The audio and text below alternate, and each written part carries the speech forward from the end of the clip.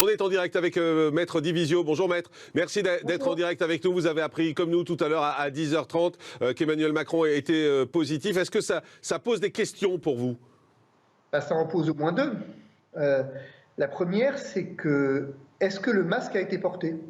Apparemment non, puisque vous venez d'expliquer qu'il y a des cas contacts. Or, si M. Macron avait un masque et ses interlocuteurs avaient également un masque, officiellement et sanitairement, il n'y a pas de problème. Ils ne sont pas considérés comme cas contact. Donc si nous avons le Premier ministre qui est cas contact et le président de l'Assemblée nationale qui est cas contact, eh ben, ça veut dire que le masque n'est pas porté en lieu clos par les représentants de l'État. C'est ça que ça veut dire.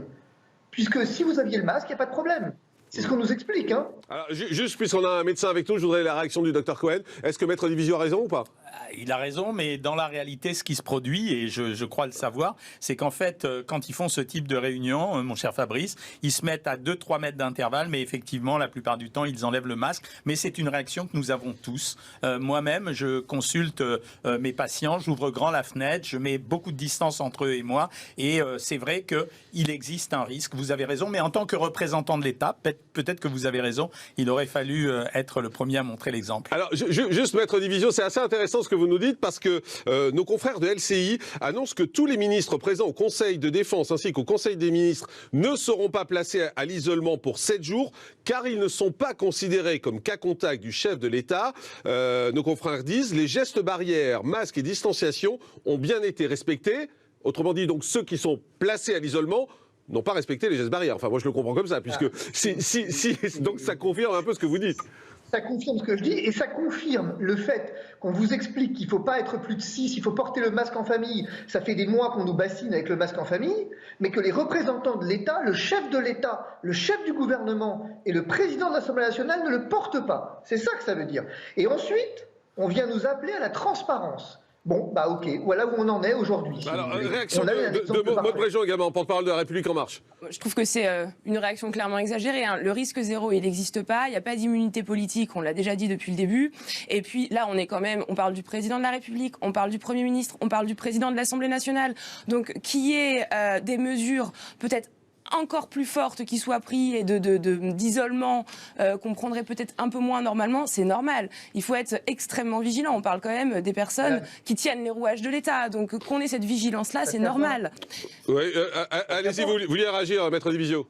Non mais ça ne tient pas, puisque vous venez d'expliquer que les ministres, le Conseil des ministres dans ces cas-là, vous considérez que les ministres sont moins importants que le président de l'Assemblée nationale? Ça ne tient pas votre histoire. Vous voyez bien qu'effectivement, quand il y a un masque, non mais madame, quand il y a un masque et la distanciation sociale, il n'y a pas besoin d'isolement. Donc, à défaut, s'ils s'isolent, c'est qu'il n'y avait pas de masque ou de distanciation sociale. Enfin, il faut être logique, si vous voulez. Alors, moi, je ne suis pas dans le bureau du président de la République. Hein. Ce que je constate aujourd'hui, c'est qu'il y a de la transparence qui a été faite dès qu'il y a eu réception de l'information, que les gestes barrières, les gestes de protection sont bien appliqués avec l'isolement. Je pense qu'au contraire, on a aujourd'hui un gouvernement qui montre l'exemple au plus haut sommet de l'État, qui montre l'exemple en appliquant exactement ce qu'il demande aux Français. On applique exactement, ça applique exactement ce qu'il demande aux Français. Attendez, madame, vous trouvez que demander aux Français de porter le masque en famille et ne pas le porter en réunion ministérielle, c'est effectivement la vertu de l'exemple? Ah bon, d'accord. C'est votre manière de voir les choses. Ministérielle, monsieur? Mais non, mais pourquoi sont-ils cas contact alors? Ah, moi, non, mais enfin, j'ai pas l'agenda précis du président. Non, là, à l'heure actuelle, ils sont en train de dire que les ministres ne sont pas. Non, mais pourquoi Jean Castex et Richard Ferrand sont cas contact? Mais vraisemblablement parce qu'ils ont eu un tête-à-ête. Moi, je sais comment ça se passe. Sans masque. Non, mais quand c'est ce que dit Maître Divisio. Mais quand vous êtes à l'Élysée et que vous déjeunait ou que vous dînez, si on déjeune, on vous amène des plateaux, vous déjeunez en face l'un de l'autre, vous enlevez le masque. Donc ça, c'est évident que s'il y a des déjeuners, ça paraît évident. Dans une polémique. Il n'y a pas de polémique, c'est un débat. Maître Divisio, allez-y. Vous vouliez rajouter un deuxième point? Oui, il y a un deuxième point, c'est la question du bulletin de santé. C'est-à-dire qu'on nous explique qu'Emmanuel Macron, effectivement, est positif au Covid et symptomatique. Si madame parlait de la transparence, et je loue cet effort de transparence, sans doute, alors allons jusqu'au bout de la transparence et publions des bulletins de santé du président de la République avec son taux d'oxygénation, avec effectivement ses symptômes précis, et voyons comment il se traite. C'est intéressant d'avoir quel traitement il prend.